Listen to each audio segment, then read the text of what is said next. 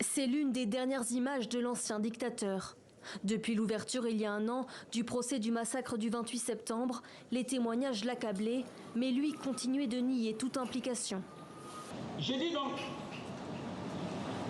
que le 28 septembre a été savamment orchestré, préparé de toutes pièces.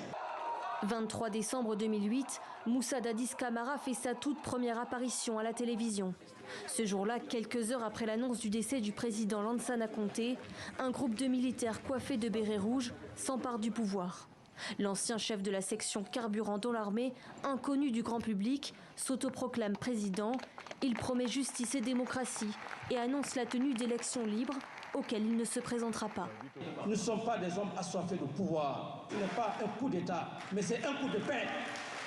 Parce qu'il y a eu 100 effusions de sang. Le putschiste prend goût au pouvoir.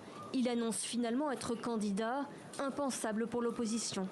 Le 28 septembre 2009, des milliers de manifestants se rassemblent dans le stade de Conakry. Les soldats tirent sur la foule. Selon un rapport de l'ONU, plus de 150 personnes sont tuées, des centaines blessées et au moins 109 femmes sont alors violées. Quelques mois plus tard, Dadis Camara est victime d'une tentative d'assassinat. Il est hospitalisé au Maroc, puis s'exilera au Burkina Faso. Ce n'est qu'en septembre 2021 que l'ancien dictateur rentre en Guinée. Dès son arrivée à l'aéroport, il annonce se mettre à la disposition de la justice. Un an plus tard, il est arrêté et incarcéré, puis comparé au tribunal de Conakry aux côtés de 10 autres accusés. Ce samedi matin, des hommes armés seraient venus libérer Dadis Camara. Le directeur de l'information des armées guinéennes annonce ce soir que l'ancien président a été reconduit derrière les barreaux.